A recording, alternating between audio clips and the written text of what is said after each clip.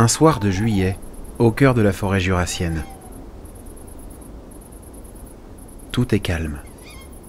La nuit s'est installée depuis 2 bonnes heures sur le bassin lémanique qui s'étend à nos pieds.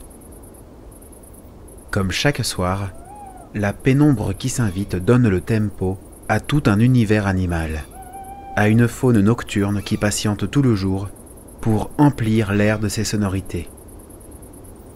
Les stridulations des grillons répondent au ululement de la chevêche et cette douce conversation suit son cours, portée par le bercement du vent qui s'écoule entre les épicéas. Le massif jurassien s'endort sous une foule d'étoiles scintillantes, celles-ci livrant un combat bien inégal face aux 1000 feux de la ville. Au loin, de puissants orages éclatent de l'autre côté de l'arc alpin, sur le piémont italien. Ce qui frappe, c'est la cadence des pulsations électriques éclairant les bouillonnements nuageux les plus vigoureux. Ce spectacle d'un horizon troublé par la violence lointaine des déchaînements atmosphériques a quelque chose de particulier. En le considérant depuis la douceur et le confort ouaté d'une belle nuit d'été, le contraste a quelque chose de profondément saisissant. Me laissant aller à l'observation de cette agitation distante, j'allais bientôt être le témoin stupéfait d'un étrange ballet qui ne tarderait bientôt plus à se mettre en place au-dessus des cimes. Dans l'indifférence générale, une bien insaisissable chorégraphie se préparait. Je rêvais à l'idée d'assister à l'apparition plus que fugace de ces phénomènes lumineux transitoires se produisant dans la haute atmosphère, bien au-dessus du sommet des orages intenses qui en sont la source. Ces brutales et fantomatiques apparitions portent d'ailleurs des noms se prêtant tout à fait au mystère dont elles sont auréolées, notamment du fait de leur découverte relativement récente, au tout début des années 1990. On les appelle elfes, jets bleus ou encore farfadets, ceux-là étant les plus communs d'entre tous. Et de ces derniers, il était ici question, car cette nuit-là, ils allaient se laisser apercevoir, non pas à l'orée du bois sous quelques vieilles souches ou autres entrelacs racinaires, mais bien à plusieurs dizaines de kilomètres au-dessus de nos têtes.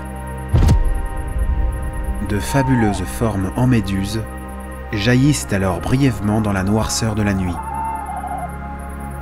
Très difficile, voire impossible à percevoir à l'œil nu, je remercie alors mon matériel de pouvoir me permettre non seulement d'assister, mais également d'enregistrer un tel moment. Ces manifestations occupent un espace de plusieurs dizaines de kilomètres de hauteur, à une altitude généralement comprise entre 50 et 100 km, soit au niveau de la mésosphère.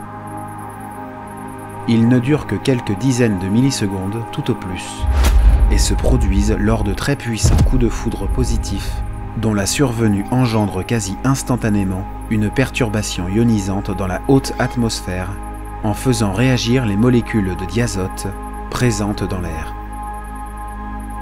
Nous pouvons ainsi percevoir la teinte visible émise par cette réaction qui variera du rouge au violet en fonction des longueurs d'onde émises, celles-ci variant selon l'altitude et les conditions de pression en présence. Des silhouettes rougeoyantes se succèdent les unes aux autres, plus ou moins massives, interrompues de temps à autre par la traînée incandescente d'un météoroïde choisissant cet instant précis pour venir se consumer dans notre atmosphère. Quel beau spectacle pour s'évanouir ainsi au firmament. Une pipistrelle passe de temps en temps autour de moi, parfois si proche que je pourrais sentir le souffle de son battement d'ailes sur ma joue. Et alors que l'on pense que c'en est fini, que le spectacle est terminé, un farfadet vient aussitôt invalider ce pronostic défaitiste.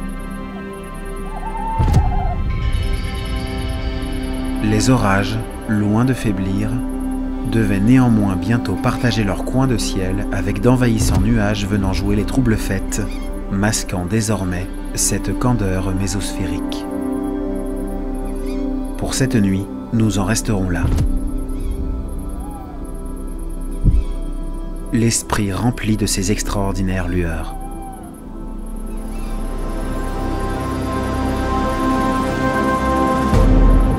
C'est fou, tout ce qu'on peut voir la nuit dans le ciel. Des éclairs, des étoiles, des météoroïdes. Ça, ça l'est.